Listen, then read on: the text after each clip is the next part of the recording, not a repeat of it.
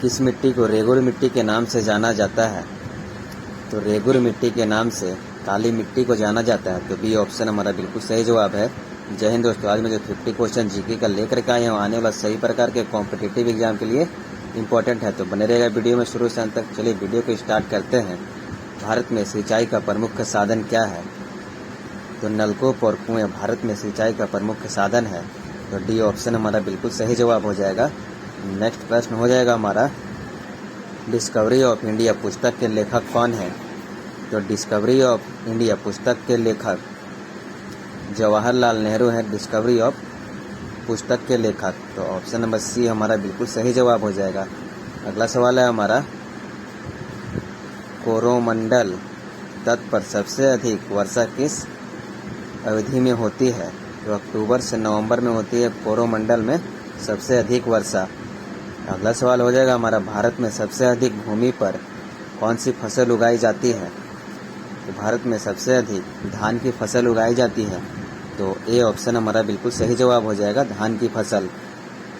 अगला प्रश्न है हमारा, भारत का सबसे बड़ा मूंगफली उत्पादन राज्य कौन सा है?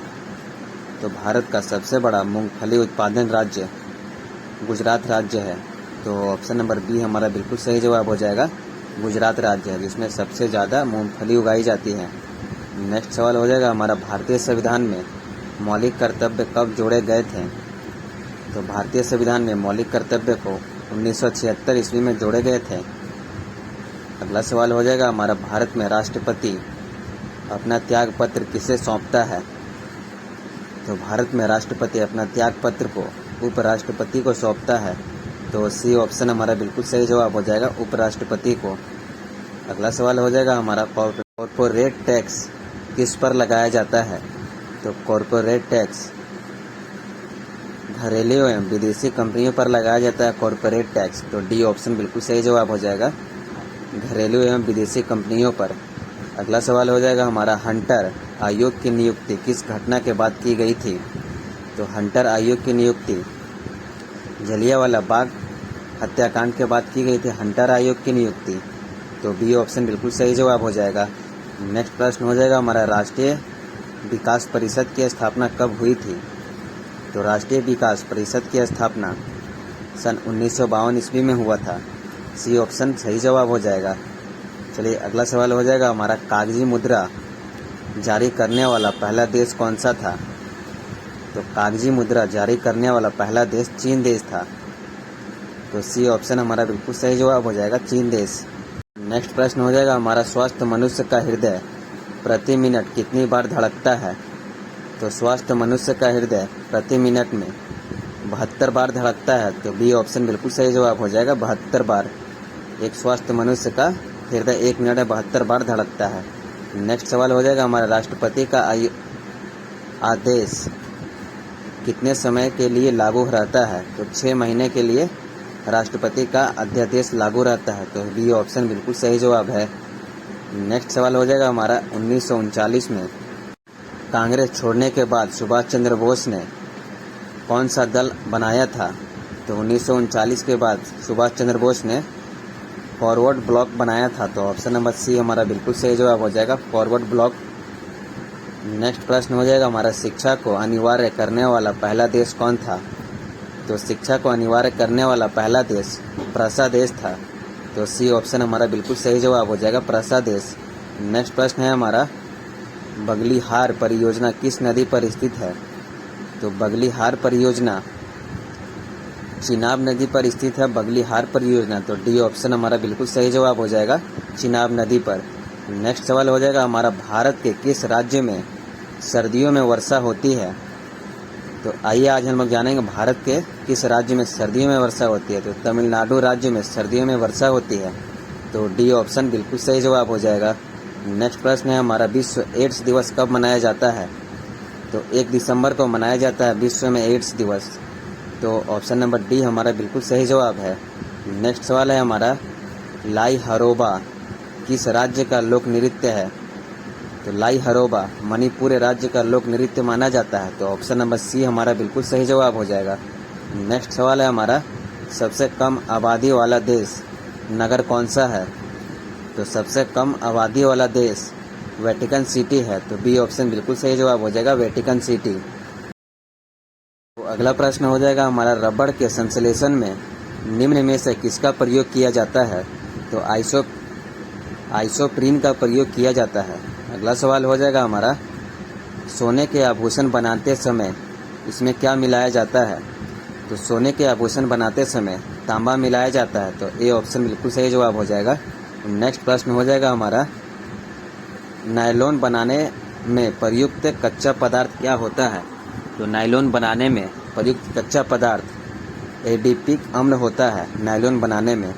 नेक्स्ट प्रश्न हो जाएगा हमारा, मोमबत्ती का जलन क्या है? तो मोमबत्ती रासायनिक परिवर्तन होता है मोमबत्ती का जलन, तो ए ऑप्शन हमारा बिल्कुल सही जवाब हो जाएगा। चलिए अगला प्रश्न हो जाएगा हमारा, आतिशबाजी में हरा रंग किसकी उपस्थिति के कारण होता है?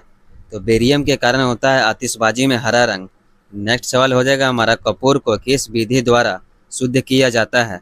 तो ऊर्ध्वापातन के द्वारा कपूर को शुद्ध किया जाता है। ये ऑप्शन हमारा बिल्कुल सही जवाब हो जाएगा। नेक्स्ट प्रश्न है हमारा, निम्न में से कौन सी धातु सदैव मुक्त अवस्था में पाया जाता है? तो सोना एक ऐसा धातु है जो सदैव मुक्त अवस्था में पाया जाता है। अगला प्रश्न हो जाएगा हमारे, पुराने तेल चित्र के रंगों को फिर से उभारने में कौन सा तत्व काम आता है? तो हाइड्रोजन पेरोक्साइड काम आता है पुराने चित्र रंगे धब्बे को हटाने के लिए। अगला सवाल हो जाएगा हमारा, निम्न में से कौन सा तत्व सभी रंगीन यौगिक बनाता है? तो क्रोमियम एक ऐसा तत्व है जो सभी रंगीन तत्वों को बनाता है।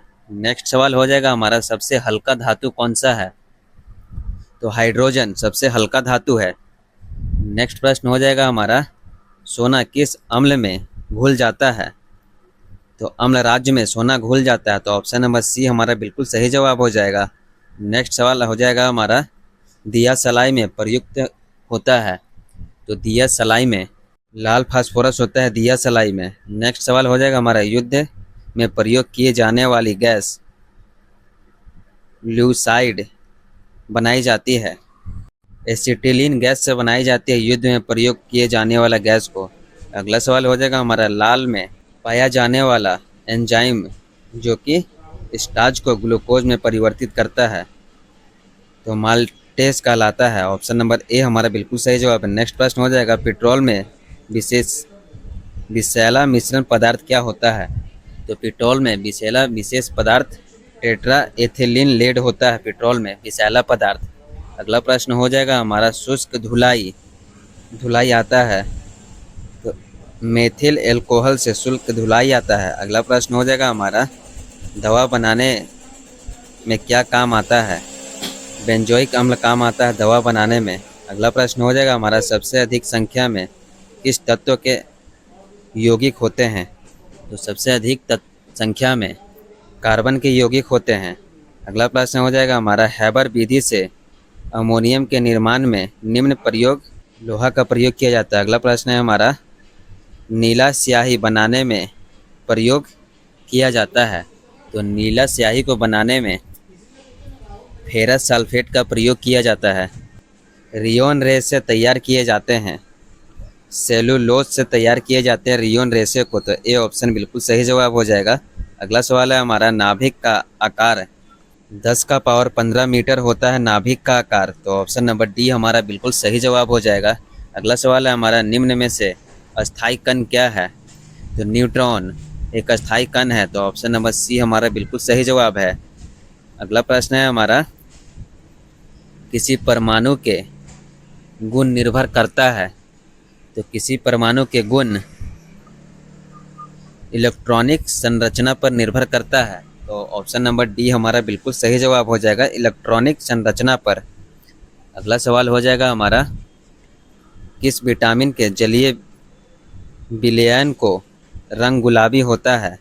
तो विटामिन B12 का जलीय विलयन का रंग गुलाबी होता है, तो ऑप्शन नंबर बी हमारा बिल्कुल सही जवाब हो जाएगा। अगला सवाल हो जाएगा हमारा, सबसे हल्का धातु क्या होता है? तो सबसे हल्का धातु लिथियम होता है सबसे हल्का धातु, तो बी ऑप्शन बिल्कुल सही जवाब है। अगला सवाल हो जाएगा हमारा, वसा विलय होते हैं? तो कार्बन टेट्रा क्लोराइड में वसा विलय होते हैं, तो बी ऑप्शन हमारा बिल्कुल सही जवाब हो जाएगा। नेक्स्ट प्रश्न हो जाएगा हमारा, एस्प्रिन बनाई जाती है तो थैलिक अम्ल से एस्प्रिन बनाई जाती है, तो बी ऑप्शन हमारा बिल्कुल सही जवाब हो जाएगा, थैलिन अम्ल से। नेक्स्ट प्रश्न हो जाएगा हमारा, एस्प्रिन का रासायनिक नाम क्या होता है? तो एस्प्रिन का रासायनिक नाम एसिटाइल सैलिसिलिक अम्ल होता है। एस्प्रिन का रासायनिक नाम एसिटाइल सैलिसिलिक एसिड। अगला प्रश्न हो जाएगा हमारा, सबसे भारी धातु कौन सा है? तो सबसे भारी धातु ओसेमियम है। ओसेमियम होता है सबसे भारी धातु। नेक्स्ट प्रश्न हो जाएगा हमारा, स्ट्रेप्टोमाइसिन के खोजकर्ता कौन है? तो स्ट्रेप्टोमाइसिन के खोजकर्ता बॉक्समैन है, स्ट्रेप्टोमाइसिन के खोजकर्ता। तो ऑप्शन नंबर सी हमारा बिल्कुल सही जवाब है। अगला प्रश्न हो जाएगा हमारा, जल का शुद्धिकरण किससे किया जाता है? तो जल का शुद्धिकरण क्लोरीन के द्वारा किया जाता है, जल का शुद्धिकरण। नेक्स्ट सवाल हो जाएगा हमारा, सबसे अधिक विद्युत ऋणीय तत्व हैं। तो सबसे अधिक विद्युत ऋणीय तत्व हो जाएंगे हमारा फ्लोरीन। तो डी ऑप्शन बिल्कुल सही जवाब है। राष्ट्रीय रासायनिक प्रयोगशाला स्थित है पूना। नेक्स्ट प्रश्न हो जाएगा हमारा, फ्रियोन का रासायनिक नाम क्या है? तो फ्रियोन का रासायनिक नाम क्लोरोफ्लोरोकार्बन है, फ्रियोन का रासायनिक नाम। अगला प्रश्न हो जाएगा हमारा, टेफ्लॉन किसका बहुलक है? तो टेफ्लॉन टेट्राफ्लोरो एथीन का बहुलक है टेट्रॉन। तो ऑप्शन नंबर डी हमारा बिल्कुल सही जवाब है। अगला प्रश्न हो जाएगा हमारा, संश्लेषित रेशा होता है। तो संश्लेषित रेशा रियोन का होता है। तो ए ऑप्शन हमारा बिल्कुल सही जवाब है। नेक्स्ट सवाल हो जाएगा हमारा, कांच पर लिखने के लिए किस अम्ल का प्रयोग किया जाता है? तो कांच पर लिखने के लिए हाइड्रोजन क्लोराइड अम्ल का प्रयोग किया जाता है कांच पर लिखने के लिए। अगला सवाल हो जाएगा हमारा, समुद्री जल से नमक किस विधि द्वारा तैयार किया जाता है? तो समुद्री जल से नमक वाष्पीकरण के द्वारा तैयार किया जाता है।